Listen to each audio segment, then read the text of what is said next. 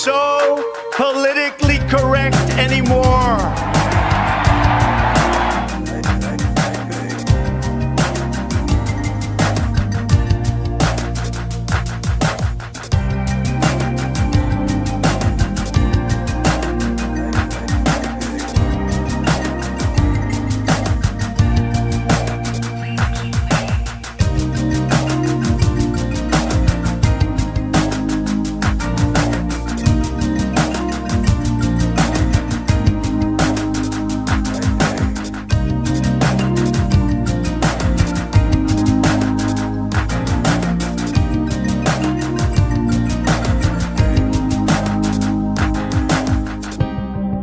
Americanism, not globalism, will be our credo. Please continue to hold for the next available representative.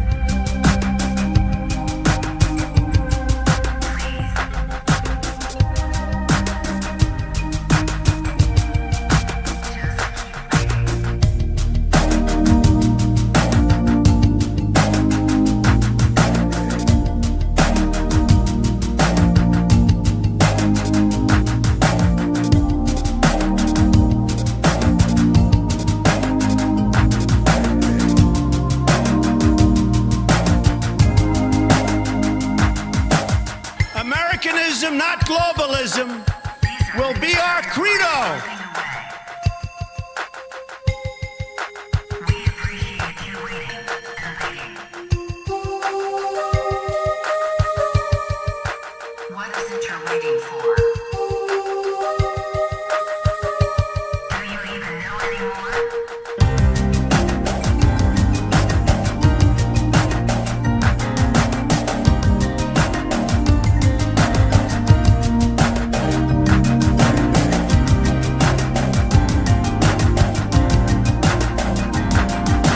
These are people who work hard but no longer have a voice.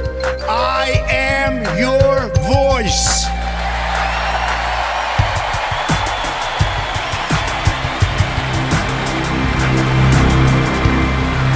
Disconnected. Hello, everybody, and welcome back to a brand new rendition of the weekly wrap-up. It is Sunday night, and you guys know what that means. We get to turn the face cam on at 100 likes, so like the stream down below. Subscribe if you're new. We'll be getting to talk about some of the new developments in Minneapolis because for some reason, nothing good seems to happen in that city or metro area or wherever, that state. You had the whole incident in 2020 with the Floyd and all the rioting that started there. And then now you are seeing you saw the fraud basically, or shenanigans that were going on with the Somalian daycare centers and these other businesses and the possible connection that their politicians had to it. And then that kind of drew attention to the region, and now you have people provoking ICE. You had one incident, one shooting take place, which was pretty much cut and dry self-defense, and then you had another shooting take place this past weekend. So you have this pandemic, this phenomenon of people attacking officers and paying the price for it in one way or another. And whether people want to say the second one was as cut and dry self-defense as the first one, these are undoubtedly high-pressure situations that crazy people who have no regard for the rule of law keep putting federal officers in.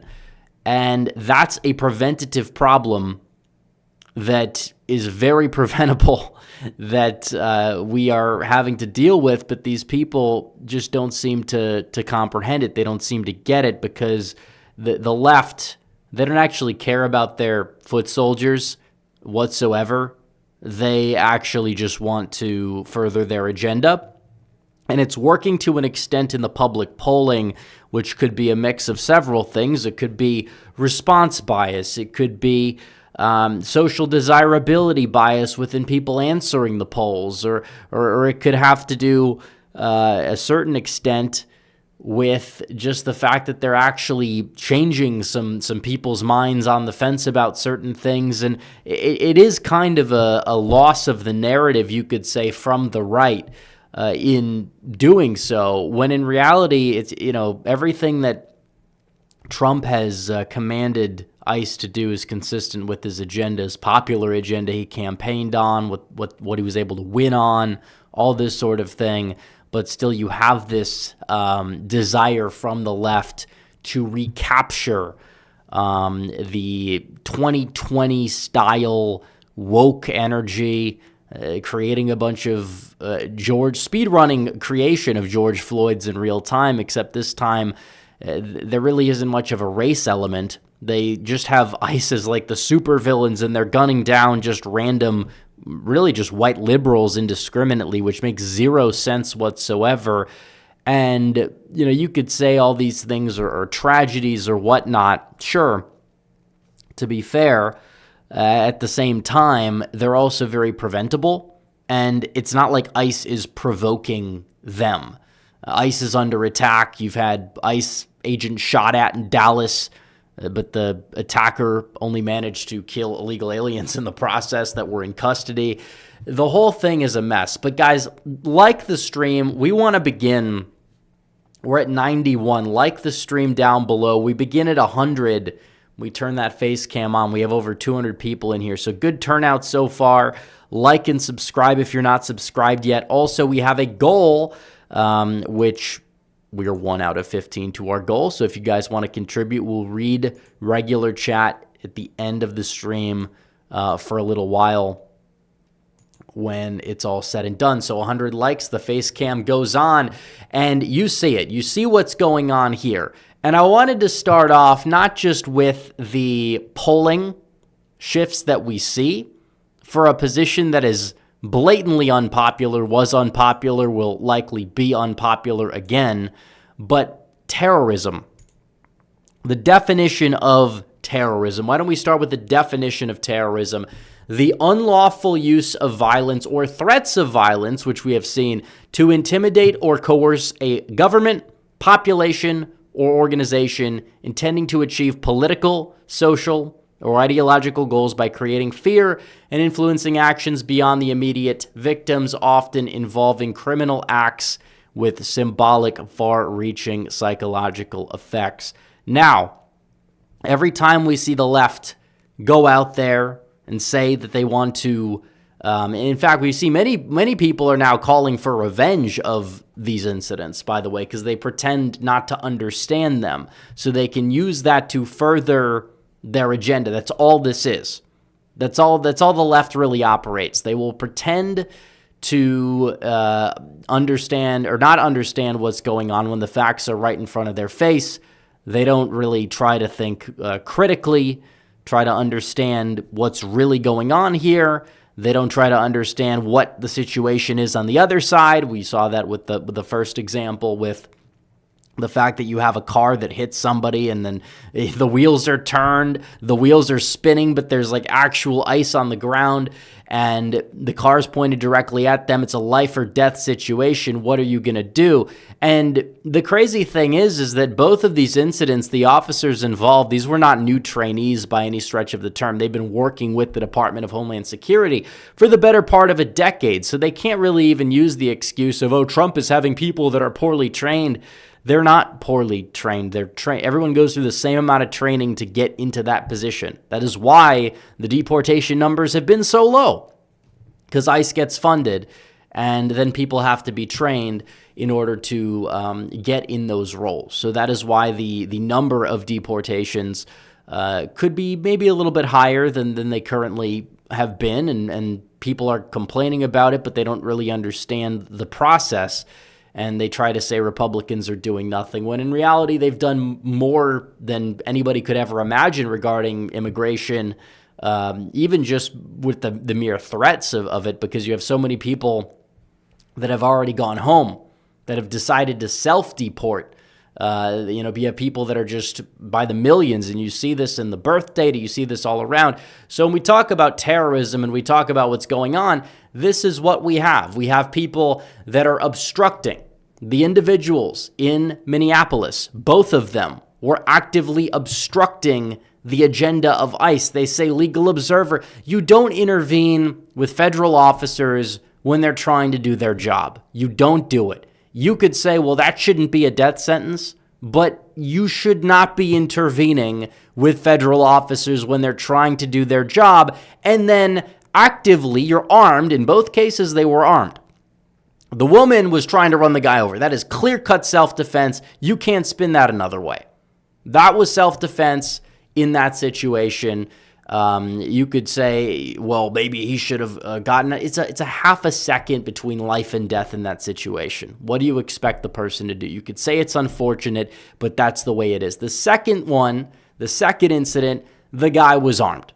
The guy was armed, and he was reaching for something else. And he was brandishing something else that looked exactly like his gun. And it turns out that it very likely was a cell phone. He was trying to record. You don't know in that split second.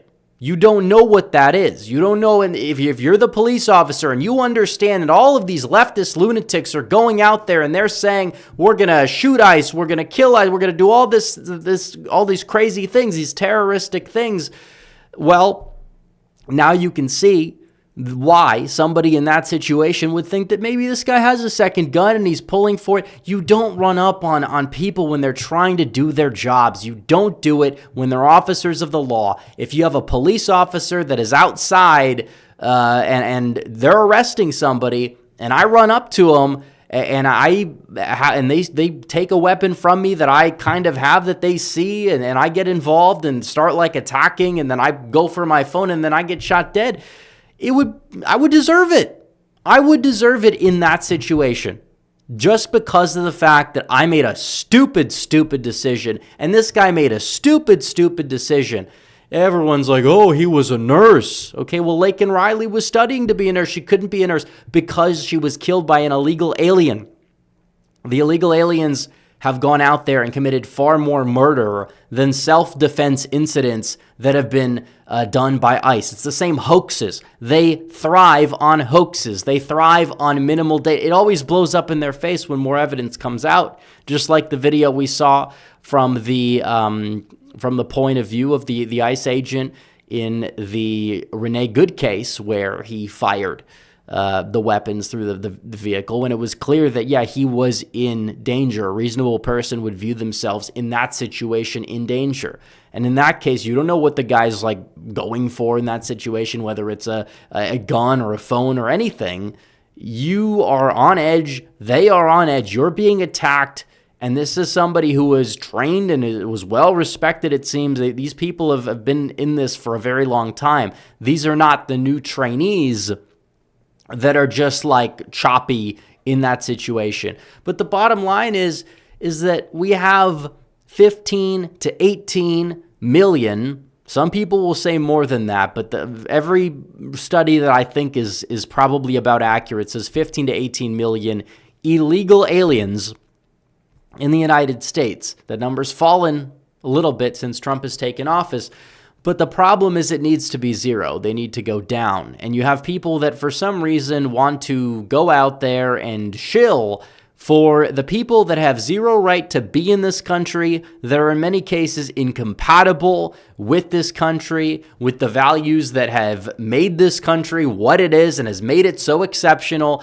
They're going out to bat against the rule of law, against American sovereignty.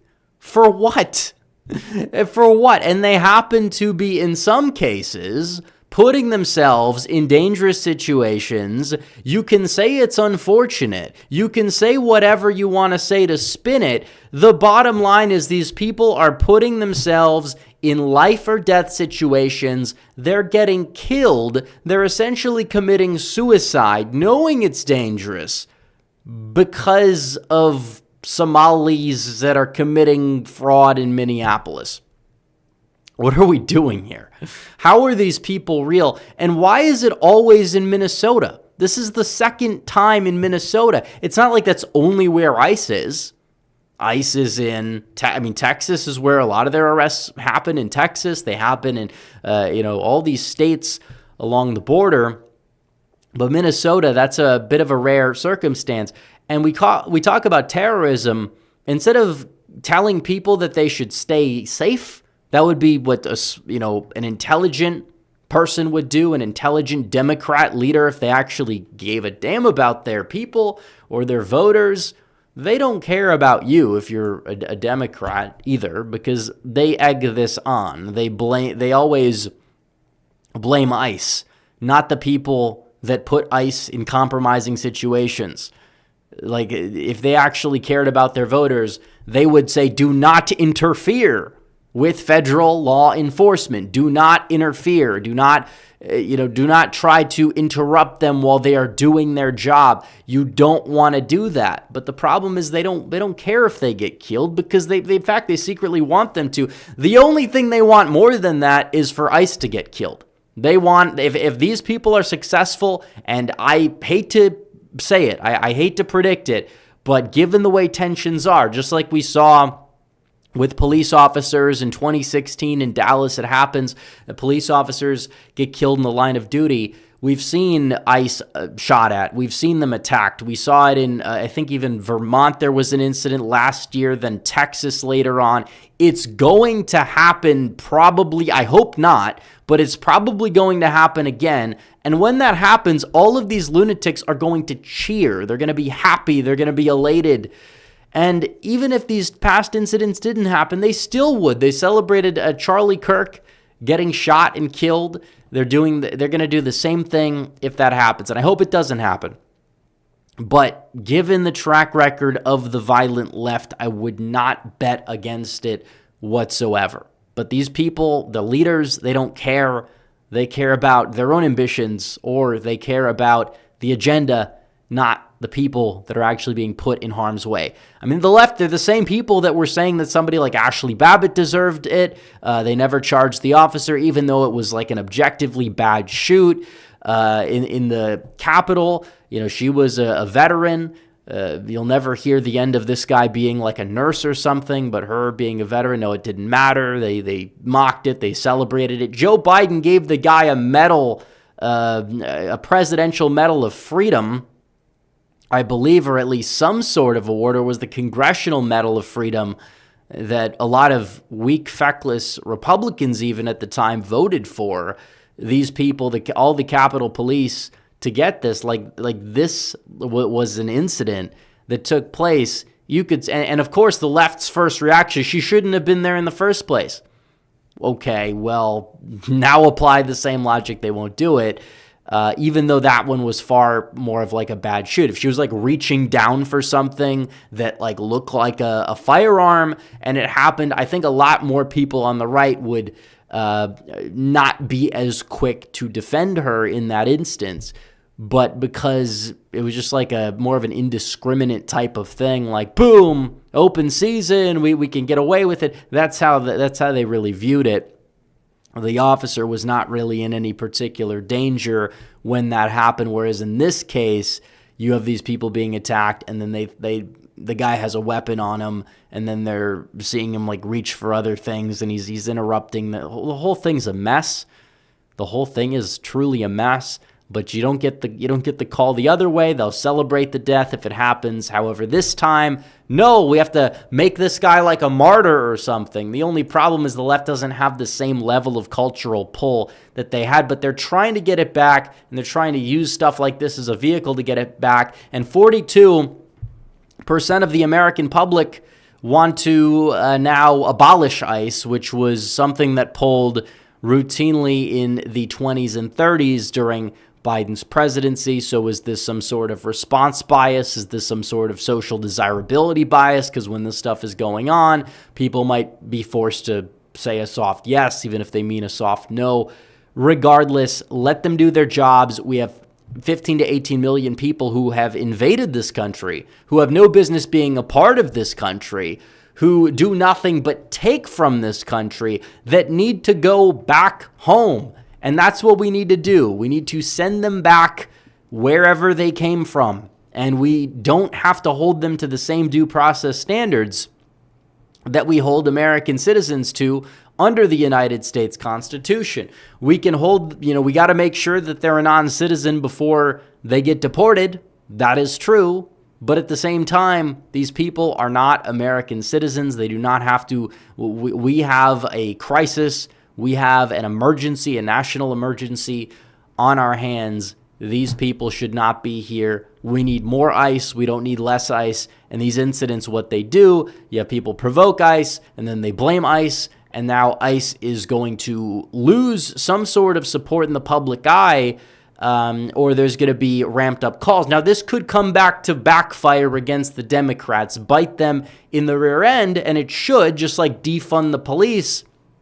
But can the Republicans set the narrative, or are they too busy bowing down? Like, you have some people that get it, but where are the Republicans to really set the narrative on incidents like these? Like, what are they going to do? Are they going to just sit there and get walked all over like they usually do? Or are they going to stand up and say, these people are domestic terrorists who are interfering with the president's agenda that has majority support, and we need to make sure that we protect and we stand with our American heroes in the Department of Homeland Security and Immigration and Customs Enforcement? That's what we need to be doing.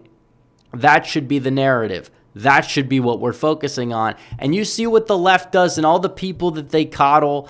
You have the chief of police in Minneapolis saying it doesn't matter if it was justified because people are mad. And people have had enough. It doesn't matter because of the outrage and concern. Therefore, do we have to bow down to outrage and concern? Is that what dictates our immigration policy? Or should the rule of law dictate the immigration policy? Should making sure that we know who's in our country, should that dictate it? Should common sense dictate it? Or should lunacy and emotion and nonsense dictate it? Because apparently it seems like a lot of the people on the left, they're not even hiding it anymore. They want open borders. We thought that, woke would be in the rearview mirror, even among Democrats. Now, maybe that might help energize them in the short term. It's going to bite them in the ass in the long term because of the basic fact that these people are when they're actually going to be forced in like a presidential election arena to defend all the things that they support, all the things that they say, it's not going to work. It's not going to work whatsoever. Every Democrat, the clown car is going to come out again. They're going to be trotted out again, just like 2019, on the Democrat debate stage where it genuinely scares people, and you'll have Republicans saying, man, I honestly wish Biden compared to these people, because they're going to keep going crazier and crazier and crazier to appeal to lunatics on their side, the people that want to prevent ICE from doing its job, that just blatantly lie and flood the zone with bullshit about whatever they try to claim ICE is doing, X, Y, and Z. A lot of it is nonsense. A lot of it is lies. And they're stoking the flames of fire. It's terrorism that they're stoking. It is terrorism by definition. And much like terrorism, they've got a few suicide bombers of their own, in a way, that are going out there and just provoking these people when they're in these high risk, high tension situations. That's the problem. Whether people think it was a little bit of a bad shoot or not, it doesn't even matter at this point in my book, because you're on edge. You have to look at yourself through the other side of things too. You have to think before you act. I'm not going to run up in the middle of a bunch of police officers arresting somebody while I have a weapon on me and expect to survive in any circumstance.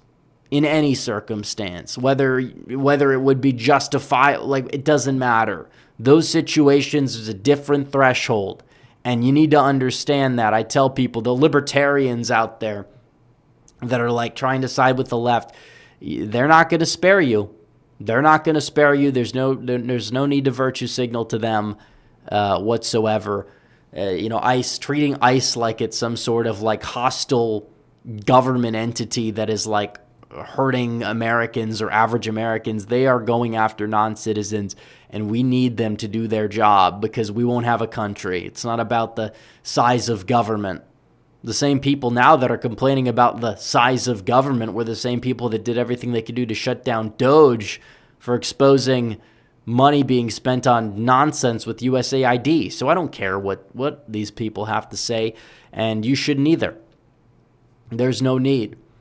So on top of that, it just, you have to ask the question. This is honestly right here, the phone, the weapon, which looks very similar to the same chrome on the weapon. You couldn't tell in a situation like that in a split second. Now, in terms of what makes more sense, so do you think that ICE, all these evil people that are out there that are just like indiscriminately shooting at, harassing a bunch of like white liberals in Minnesota, like that's what they're doing? Or are these people harassing the ICE agents and provoking the ICE agents and getting in these high tension, high risk situations? The answer is obviously the latter. Like, who do they think these people are? Like, do you think these people are just like evil people that want to harass people? Besides, it doesn't even fit their narrative. The whole narrative is that ICE is going to be like rounding up all the minorities or something. And it's white liberals that are mentally ill that are the ones on the receiving end of these things. So once again, the left's narrative has collapsed in real time once again. Now, I think that we're going to get to Super Chats. I don't really have a lot to talk about the midterms right now, but I guess we could, before getting to the Super Chats, mention that this is a part of their strategy. It's to demoralize the right and to energize the left. That's their whole midterm strategy. They don't care about the optics of things like abolish ICE, defund ICE, because it doesn't matter in a situation like this. They don't care how many government shutdowns the country has. They don't care if federal workers get paid or not. They don't care if their own people die at the hands of these crazy people. Like, that needs to be part of the messaging as well. Heading into the midterms, I don't know where the Republicans are, what they're doing. I know we have 10 months to go, 9 months to go, almost. I mean, we're kind of really closing in. The primaries, first primaries are going to be in like 6 weeks. Texas does their primaries, North Carolina. Like, we are right around the corner from the first elections that will be taking place. It will shape and determine the outcome of the November election. So we're already right there. I know it's kind of like probably the driest part of the year until December, when it's all said and done, unless we get another Georgia runoff, which I think that we do actually have a fairly good shot at getting. But in terms of the ICE data and what they're doing, I think you could even just say it's a bubble of left-wing energy. And just because right-wingers, a lot of these people that just want to be like left alone types, are just like, they'll just buy the nonsense. I hope they're not buying the propaganda entirely, but this has always been a part of the left's plan. Of course, even Kamala Harris wouldn't really run on amnesty or anything like that openly, at least in 2024, because it was really, an unpopular position. However, Trump secures the border, and now he's trying to deport people, and they're freaking out about it because, why? Because they hate this country? Because I can think of no other explanation. It's nothing to do with these people.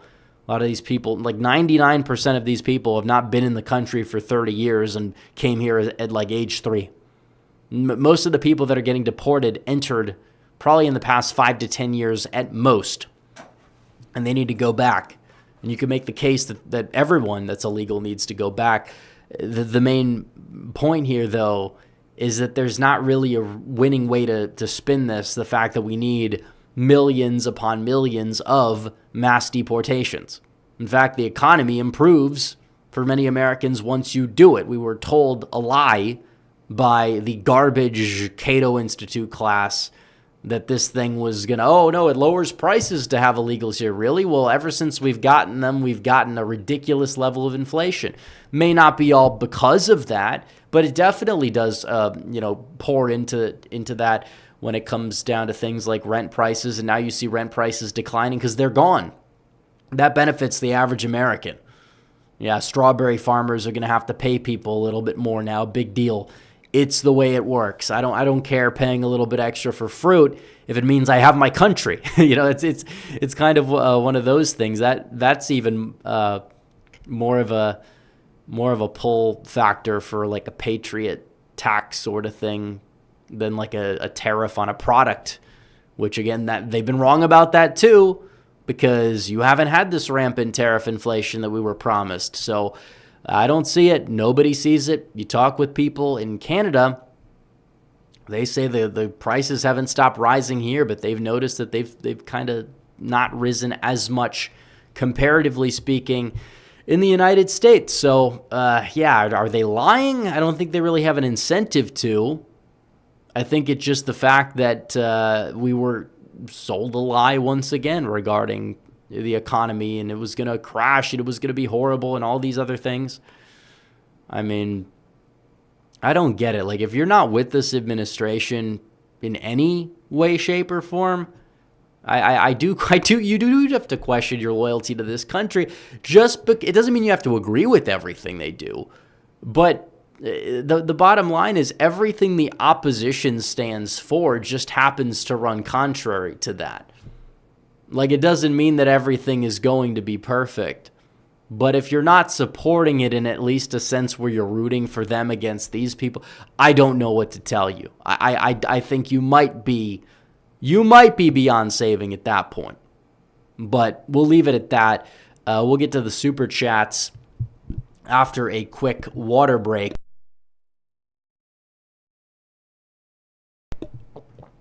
Because we have 6 out of 15 to our goal. I did want to read the super chats here.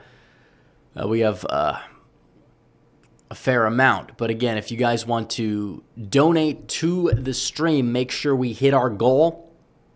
And you want us to read regular chat at the end of the stream, make sure to send a super chat. Again, it's 5 and above that counts toward the goal. So we'll start off with American Nerd 76. Who says, is it true we might have another government shutdown? It is true. And Republicans could easily mitigate this by nuking the filibuster, lowering the threshold for the filibuster. But will they do it, or will they say the other side might do it to us? Well, they would if they got power. And it's a lot more likely they get power if the filibuster remains in place. So that is something that's important to keep in mind. If they have a trifecta, they're going to do it again. They will not have a Kirsten Sinema. They will not have a Joe Manchin that's going to sit there and say, no, we actually should keep the filibuster. John Fetterman is not going to be a Democrat senator under any sort of Democrat trifecta. Because if Democrats even found a way to regain the Senate in 2026, which would be extraordinarily unlikely given the math, and we've done countless videos on it. I'm sure we're going to do countless more. If they did, though, which, again, it's like 1 in 100, if that, they're not going to be able to get rid of they're not going to effectively be able to, like, make Puerto Rico a state, for example, or do stuff like that. If Donald Trump is in the White House, it wouldn't work that way. So it wouldn't matter that way. And Fetterman is not going to win a primary on the Democrat side. If he wins another term, it'll be probably as a Republican or an independent that caucuses with the Republicans. I think there's a very good chance he just retires. And his replacement could be whoever. Could be a Republican, could be a Democrat. It's going to be somebody that takes, one position or another, one side or another. So if Democrats have a trifecta, I mean, that's what they have to do. Their empire is crumbling, given the long-term future, which is why they're lashing out. They know this. It's why they've taken shots at Donald Trump. It's why they've killed Charlie Kirk. Of course we understand what's at stake here. They get it. They know their backs are against the wall.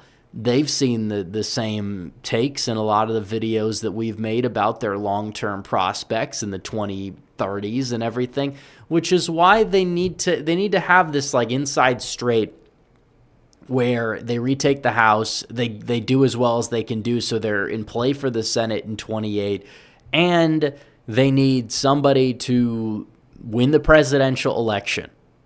And will they be able to get themselves there? Because if not, given the new maps, given certain trends, if the Republicans even halfway do their part, they're going to be in very good shape. So this is all a part of the Democrats' operation here. All a part of their plan. So they can go out there and make sure that Republicans will not be in this position where they can have this like red renaissance of power sort of thing, because Democrats could be frozen out and they would have to severely change their party to compete again. It would have to take another realignment. And even if that happens and they did take power again, it would still be such a victory for the Overton window that it wouldn't matter nearly as much. So Real Texan Politics for 5 says, do you think Trump should temporarily take ICE out of Minneapolis for their safety until the media frenzy over it dies down?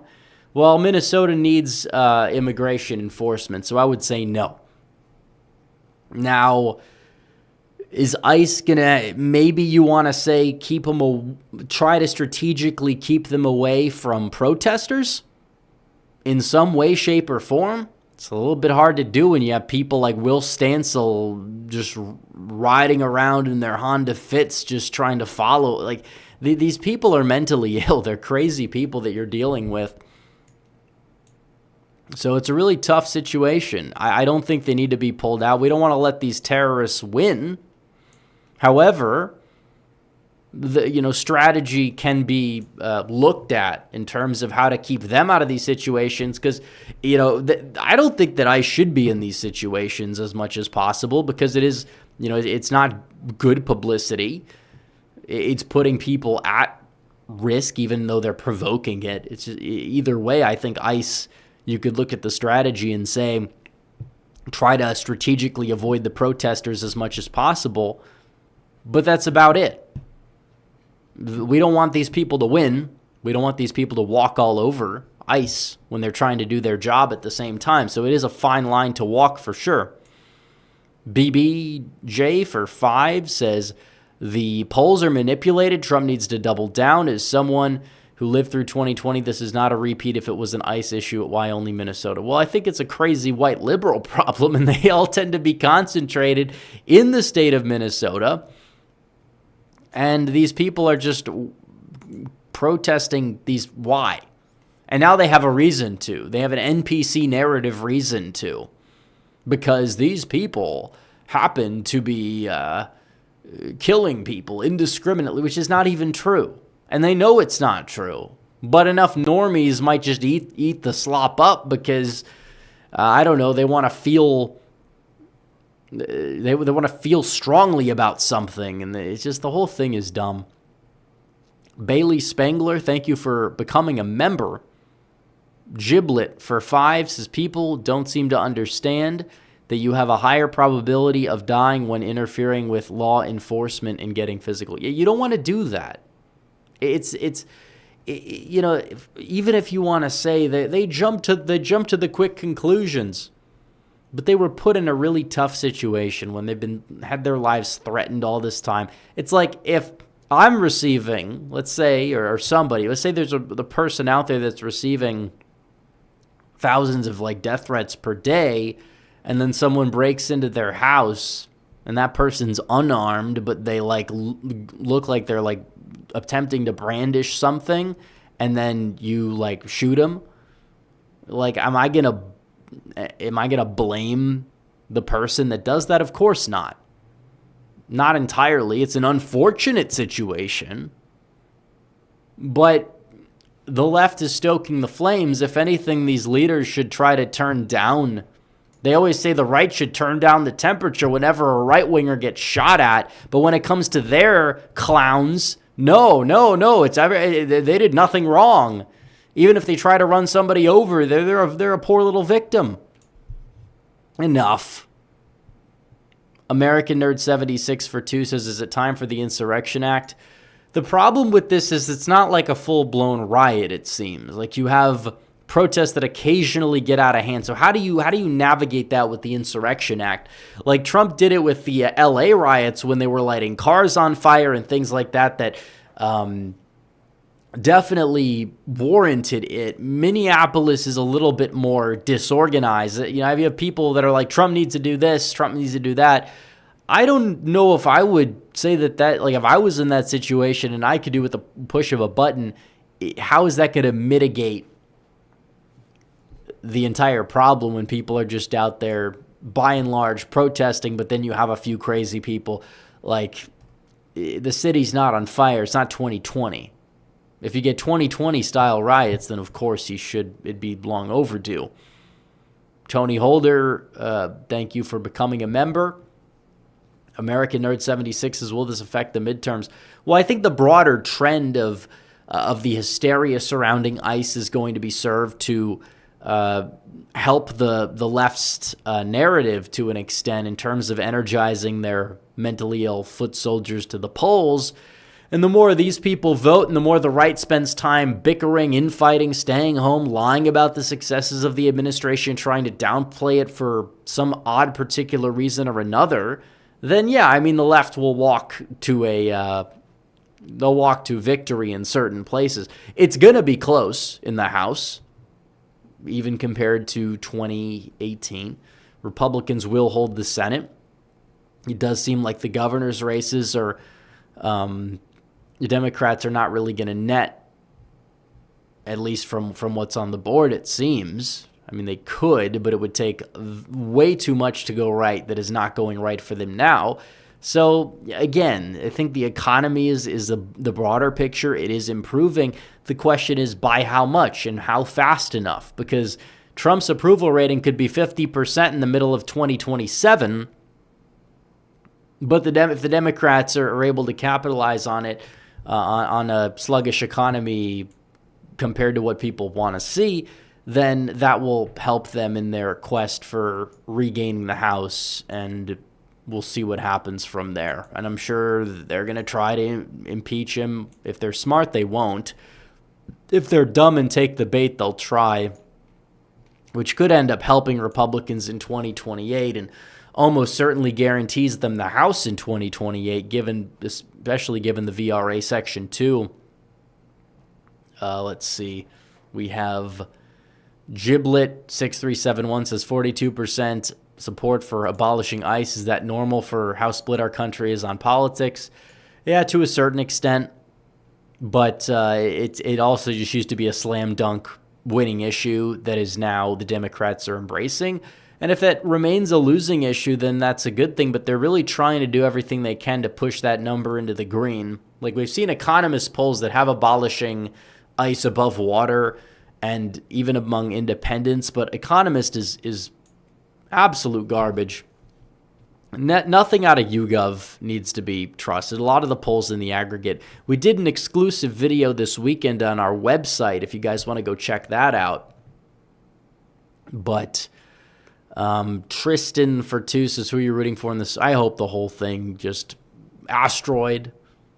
I don't really care. Look, I guess the Patriots, but you really get Seattle. They're good, but they're like boring good in a way. It's just like Sam Darnold is their quarterback. Like, he's not really responsible for carrying that team there, but he's just done competently enough. Drake May is a superstar. It just, at the same time, it's like New England. They just get rid of their last dynasty. And it's like, okay, they're going to come back to earth. And I mean, they did for a few years, but boom, now they're back to right where they were in the Super Bowl. It's like, can we get some new blood in the mix? You finally get rid of the Chiefs, and then the Patriots come back.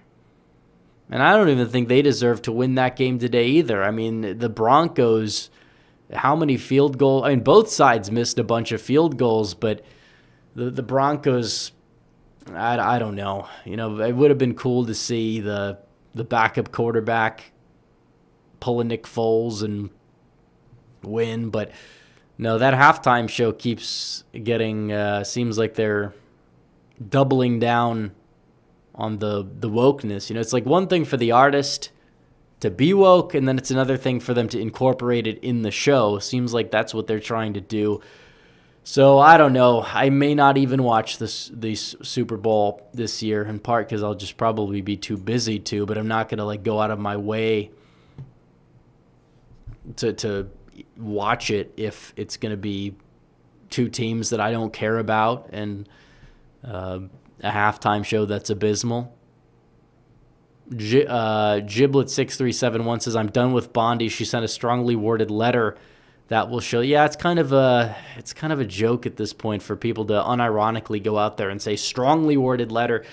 Why don't you find a way to file charges or at least launch a probe? There's got to be something that these people can do. I don't think she'll be there after the midterms. I think everyone else is going to stay. I think it seems like somebody like Noam, who people had question marks at the beginning because it's like, really, Noam at Homeland Security? Well, Homeland Security seems to be doing its job. These other, I mean, like, of course, the establishment, the neocons, the Warhawks, they wanted Hegseth to get out of the way, but he's really done a great job, cemented himself. He's on becoming untouchable at this point. So I think if somebody goes, it probably would be Bondi because the base doesn't really like her all that much. She's over-hated to a certain extent, but she's not built for the moment. She's done a good job at, like, the Supreme Court. She's done a good job defending Trump, all this stuff. But when it comes down to the things that really would make a great attorney general, she falls flat every single time. Strongly worded letters, like, those are going to do anything? Like, seriously? Why not a subpoena? Why not file charges? Why not launch serious investigations? Maybe a special prosecutor appointment could work. See, this is why I would probably rather prefer if Ken Paxton was just like in that department, period. Doesn't even have to be head AG instead of the Senate where he won't be able to do nearly as much. But let's hope that he wins that race, though, because it seems like we have a real shot at getting rid of Cornyn. Bailey Spangler for 5 says we need to eliminate the filibuster for spending and budget bills. The minority party can't be allowed to prevent the government from functioning. Yeah, I think it's past overdue for that. Wild and Crazy Bear for 2 says Thune is weak. He's weak, but arguably better than anticipated. But when it comes to the filibuster, that could be what defines the legacy. And if he's not willing to move on that, then it's not really going to help this administration out. It's not going to help anybody out. So Giblet for 5 says, can't we just use the tariffs to fund ICE if they try to defund it? I thought a certain amount of money was guaranteed to ICE from the... Well, I know that... Well, that's true. It is, but there's multifaceted funding.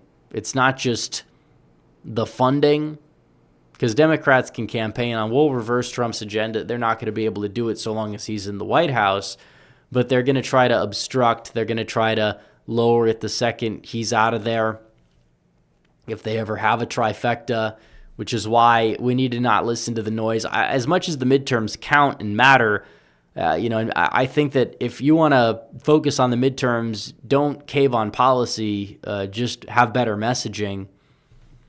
Like, I'm not saying ignore policy, like don't try to cut Social Security or something like that, but just understand that with like immigration, like backing off, they're still going to call ICE, Gestapo, all these names, no matter what Trump says or Trump does, and it's already baked into the cake, so you might as well just remove as many illegals from the country as you possibly can. There's no need to, back off. Just give the base what they voted for, and that way they'll show up in the highest numbers. Because if not, then base turnout is just going to be depressed, especially with all the demoralization ops and psyops that are running, that's been running. And I think the left has secretly been funding a lot of it through various avenues. I don't know what. But J.R. Williams for 2 says 10th Airborne from Alaska should already be in Minnesota.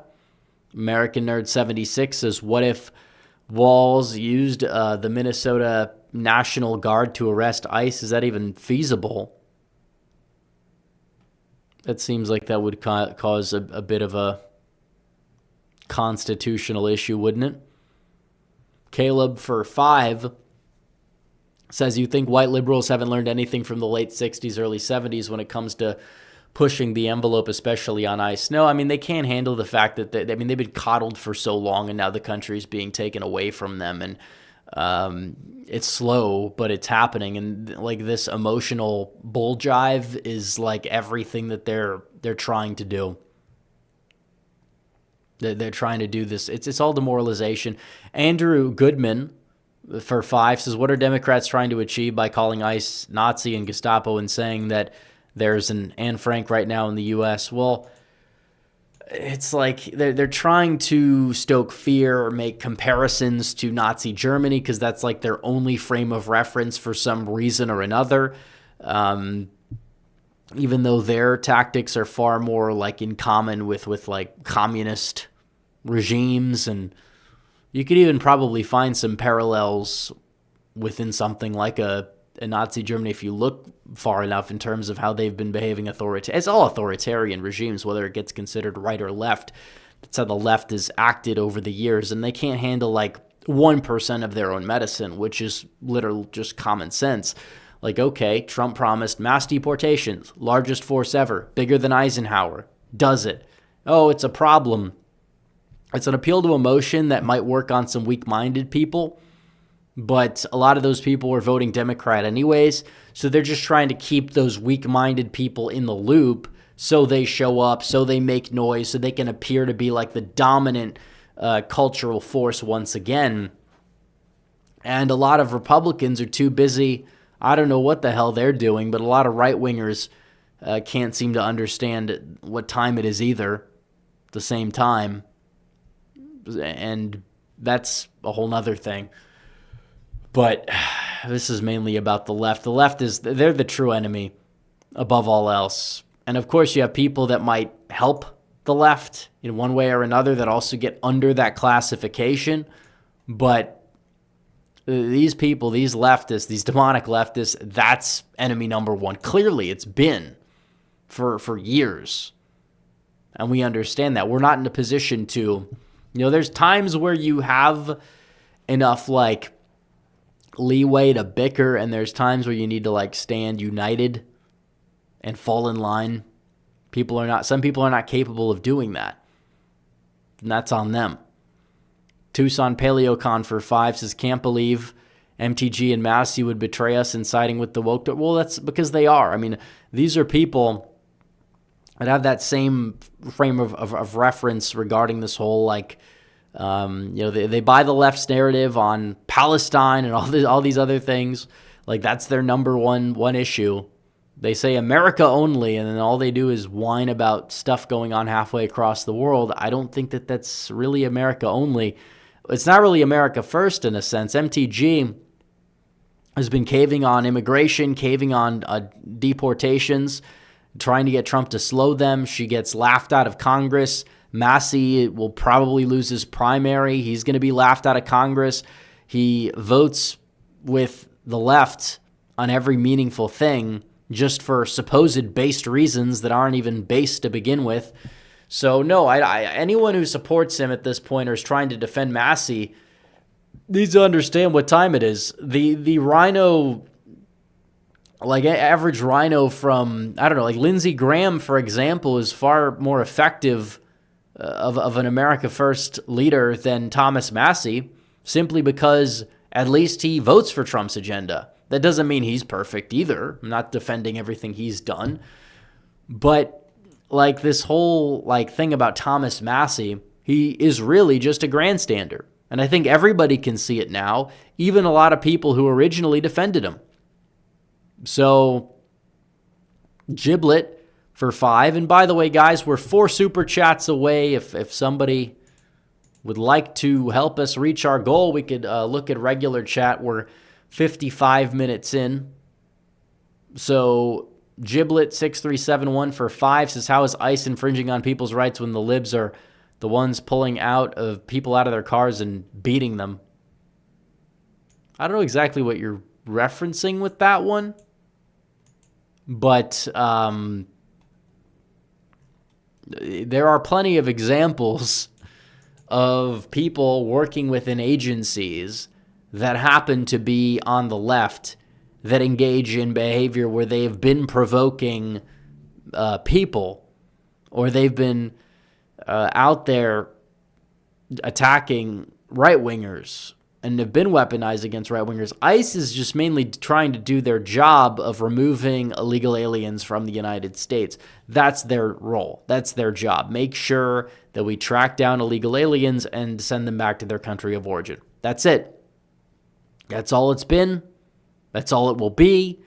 Ideally, honestly, self-deportations are going to be a big part of that, because people will see people get deported and then they'll go home, or they'll download the app and then they'll self-deport. They'll say, okay, they'll take the plane ticket. It's much cheaper. They'll go home that way. They don't want to leave by force. So it makes more sense if you want to remove people from the country that way. That's why you've seen those numbers. We have net negative migration for the first time in U.S. history. That's still, or not U.S. history, but modern U.S. history. That has not stopped people on the right from whining and moaning and bitching about Trump not doing enough, when a lot of the stuff that requires legislation, it takes time. It takes process. They'll say Trump's focusing too much on foreign policy, even though a lot of that does directly have implications for domestic policy, for one. But for two, what do you want him to do? Like, what would you do in your situation? If you are Trump, you want him to act like he's doing things to make you feel good? Like what's the end game? Like, if there's anybody in chat that thinks that, I genuinely want to hear what they think he should do. Because when you're president, you have a lot of responsibility. You got to walk and chew gum at the same time. He's not going to leave the world stage. It's not feasible. So he might as well put America's interests first on the world stage, which was something we have not been doing unless he's been in the White House, going all the way back decades upon decades. So let's see. We have more super chats here. We'll have another sip of water first. Let's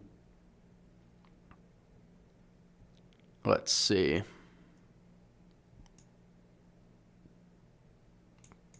We have American Nerd 76 for 2 saying, did you hear about Cruz bad-mouthing Trump and Vance? Well, I did see the clip. And again, this is a guy, he has this weird angle he's playing for 2028. Tie J.D. Vance to political commentators that he doesn't like in an attempt to get the presidential nomination. It's not going to work. It's just unnecessary. And when you attack Vance, it's like, okay, I understand why, if somebody wants to run for president in 2028, why that person might attack Vance. But then you attack Trump. Yeah, you're going to have to be pro-Trump in 2028, no matter who you are, if you want any shot at getting any meaningful share of the vote.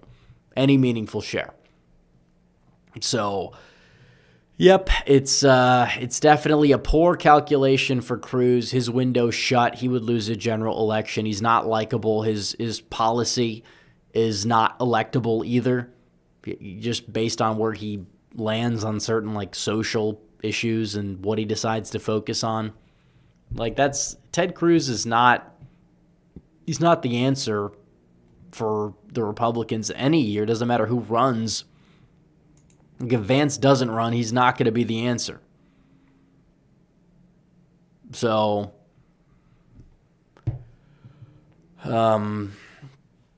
let's see. Raz Grizz for 5 says, "Hey, Rep, how is Brandon Herrera doing? Do you see him taking down Gonzalez?" Well, this time Trump endorsed Gonzalez. I don't know how much it's going to help him, but it's, they always say the sequel usually isn't as good as the first run. The first run wasn't enough to get it done. Obviously, wouldn't matter if it was because he'd be the incumbent. But Gonzalez has had these new scandals. He is being attacked. It's going to be, I assume, close.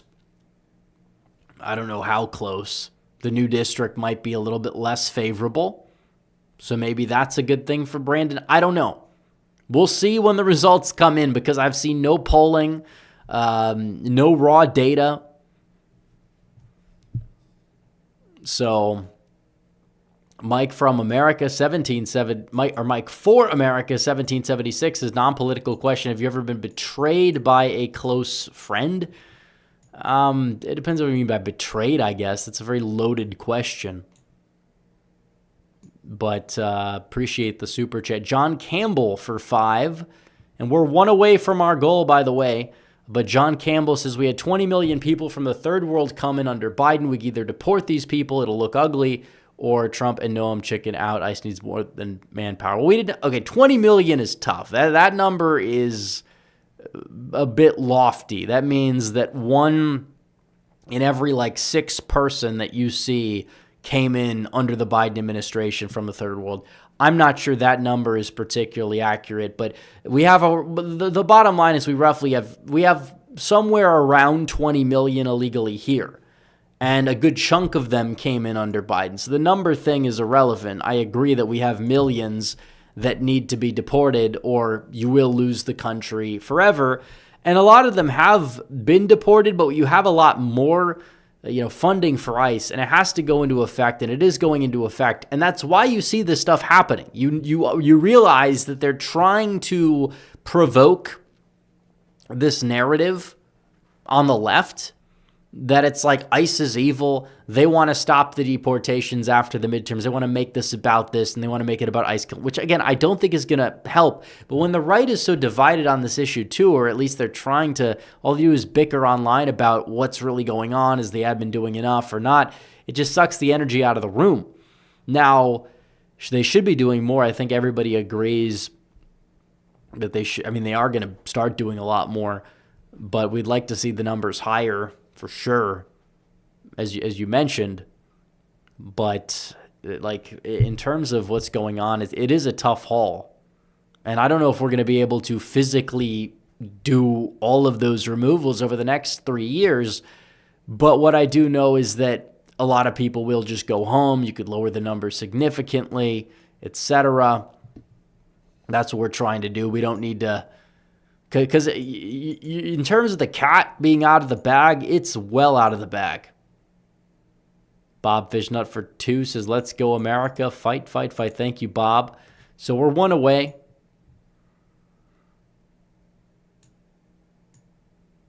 We are 1 away.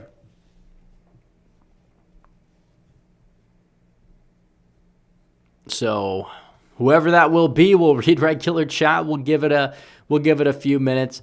American Nerd 76, that didn't hit the threshold, but for 2 says, you think Cruz would have learned from 2016? Yeah, we could talk more about Cruz in the meantime, because you talk about the dinosaur coalition and the rising coalition. When you have people that I think are on both ends that tend to misread where the right truly is at, I think Trump in 2024 did a phenomenal job. His campaign did a phenomenal job of understanding where the right truly was at. Cruz has no idea.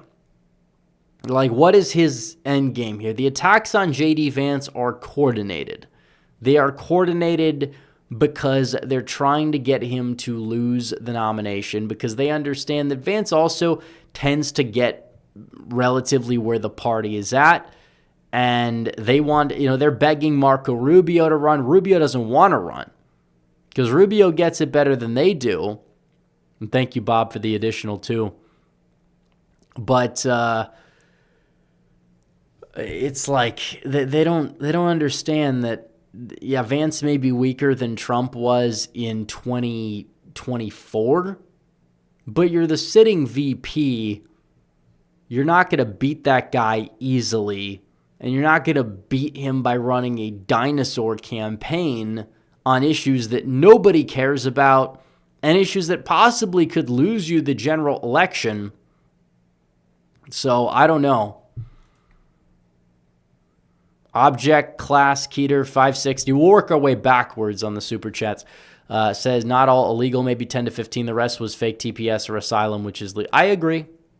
We agree with 100% with this. I mean, you have so many people who have entered under Biden who should not be here, even if they are technically legal, and we should terminate their TPS and deport them. So if you want to say it's 20, maybe at least 10 to 20 million based on that just from the Biden era, you'd be right. So many of the 50 million people that are here either from foreign countries legally or illegally need to go back. We understand that. Tucson Paleocon for 5 says if Cruz runs in 2028, he's going to get dunked online harder than 2016. Yeah, even though his online presence has been slightly more likable, it's like this whole I'm going to pick fights with Tucker Carlson. It's like we've criticized Tucker and some of his more recent, more of a third worldist turn that he's been on lately. But the notion that J.D. Vance is going to be attached to him at the hip if Vance is trying to run a campaign, no, the answer is no.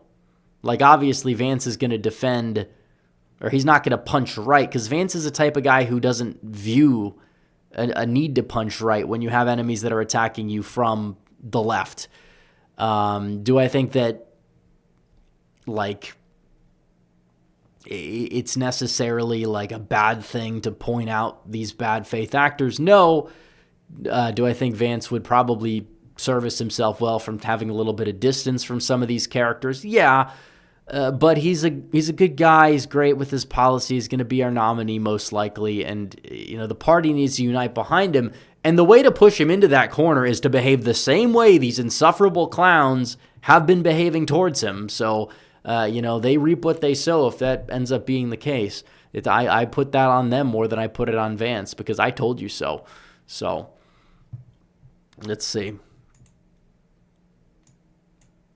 But I think that's it for the super chats as of right now. I think that we're probably going to wrap it up soon. We'll do last call. Anyone wants to send any final super? Well, we hit our goal, so we have to read regular chat. We can't forget about that.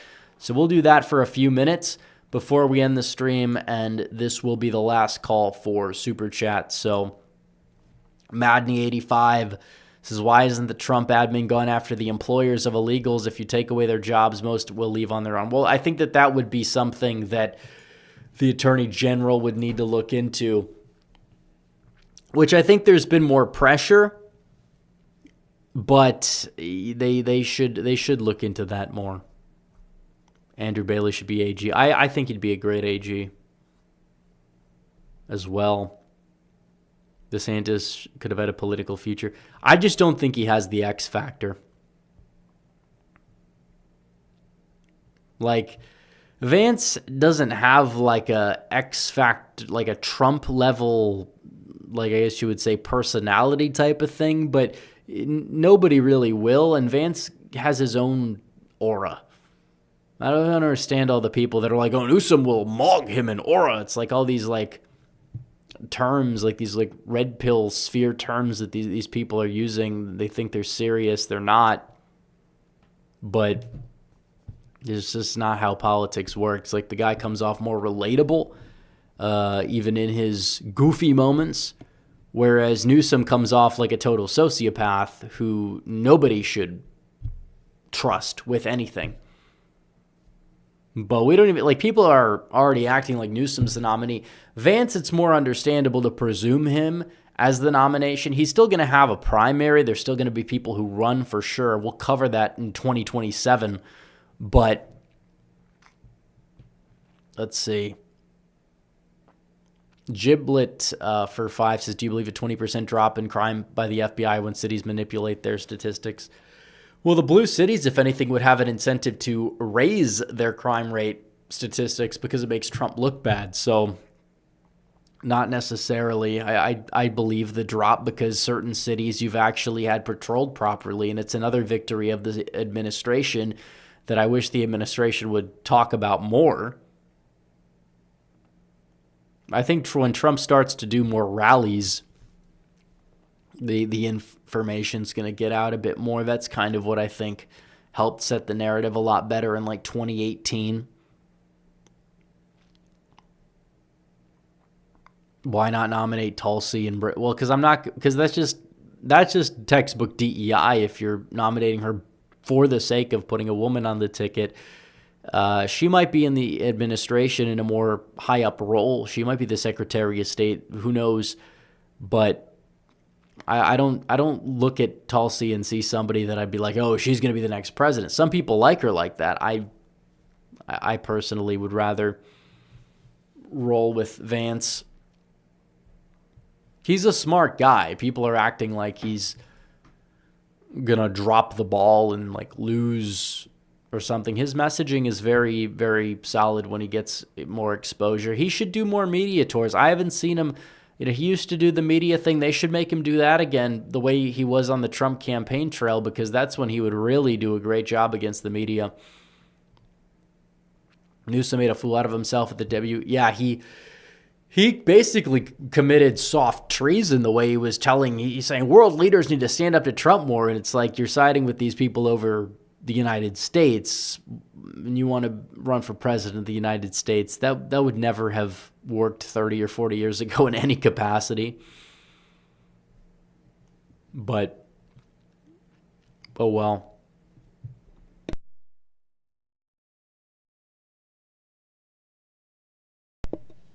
Vance's private equity pass could be a liability in a recession. First of all, I don't know if we'd even have a recession, but second of all, I don't think Vance's business ties are really going to have much of any impact in the presidential election other than people fear-mongering over Palantir, because like the government definitely doesn't find ways to surveil people without Palantir or something. So like the tech bro stuff, yes, he worked in business or he did X, Y, and Z, that's not going to really be up there as much. But at the same time, there is a certain extent where you can't compare these elections. Like Trump was more of a sure thing with the primary because we knew who he was as a candidate, so we knew he was going to win the nomination. Vance being the VP starts off at a big point of advantage, but it is true. You don't know what his coalition looks like. It could be even larger than people think. It could be different. You might see people on the Republican side. That could be a divisive primary. We don't know what's going to happen in either primary on either side, honestly. So, but I think that Trump's presidency matters a hell of a lot more than whatever Vance had in his past at some tech company or something like that. I think if there's a recession, I think that would hurt Vance, but it had nothing to do with his business past.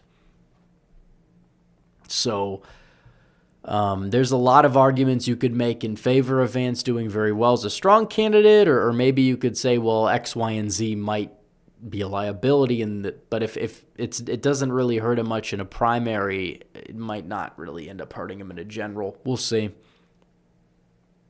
Do I believe in universal health care? See, even if I say no, people in the comments will still think I say yes. But I believe that we should aim for a more universal, inexpensive coverage. I don't believe in single-payer healthcare. We don't need government healthcare run by the DMV people, because that's what it would be like in the United States. The same bureaucracy, essentially, that you see in the DMV, you're going to see in hospitals. And we know how bad the DMV is. It's going to be bad, for sure.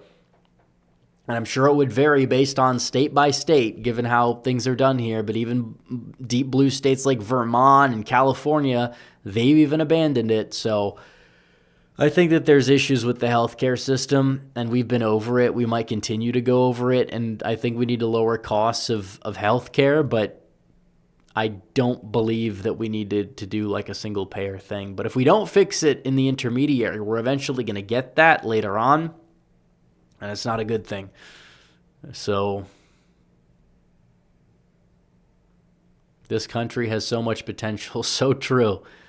It does. That part is true. Bashir has no chance. Yeah, no. Bashir, Shapiro, all these Democrats that people want to float out as their wild cards, they're not going to go anywhere. They don't have the X factor. They don't have the broad appeal within the Democrat base to win. No, Bashir would not do well in Kentucky. He would probably lose it by like Biden 2020 Kentucky margins against Vance at a minimum. I think the home state effect would pretty much mitigate itself there because Vance kind of grew up around there. I don't know if he spent time south of the border there, and south of the Kentucky border, but he definitely grew up near the Kentucky border. The healthcare system is broken, but I don't want taxpayers paying for others' health. Well, I agree with that. We do that though to an extent at the same time already, but I do think that we need a solution that minimizes the taxes aspect of it. I think Vance will win the primary, but I don't think he'll get as much support as Trump in the general. I mean, it's arguable that might be the case, although how many votes did the Dems turn out? Vance, I think, gives you the best shot at keeping the Trump coalition intact compared to I don't know who else you would throw out there. Like, I like Marco Rubio. I think he'd be a great VP. I don't think I'd hand him the keys right away, especially because I don't think I wouldn't say he'd do as well in the upper Midwest as Vance, and I think that's really what you need in order to win an election nowadays. So now people are saying Rubio isn't charismatic enough. I think he's fine in that department, but Real Texan Politics is FYI. CPAC will be in Grapevine, Texas at the end of March this year. I will be there. I am well aware. I look forward to it. The last time they were here is when they would do 2 a year, and they were doing them in Florida. It was right after COVID. They did Florida in the spring, Dallas in the summer. They did it again the next year, and then for some reason they stopped. They went back to D.C. Now it seems like they're moving it around a bit, but it's in Dallas this year. I think it's going to be in Florida the year after, and then it's coming back in like 25 or something. I don't know. But, yeah, they're $47 for number 47. I'm assuming he'll be there. He always speaks at CPAC. Rubio already stated he's not running I'm aware. Like, usually you could say, well, people change their minds, and that's true. But I think it's clear that Rubio might not be all that interested in running for president, and he knows that he's not going to like step down from his high power role to campaign. Like, he could be VP, and he probably will be, but president, I don't see it right now. So yeah, State of the Union, that will be happening at some point next month. All right, it's getting late. I think we're going to wrap things up. So thank you everybody who super chatted, donated, came in chat, liked the stream, and make sure you like the stream if you haven't yet. Shout out to Giblet6371 for the top fan of the stream according to the YouTube top fans thing. He has a 1,650 XP. Number 2 is American Nerd 76 with 725. Number 3, Tucson Paleocon with 575. So without further ado, we're going to wrap it up. I will tell you guys before I go, like the stream, subscribe, hit the bell. I'll see you guys in the next one. Red Eagle out.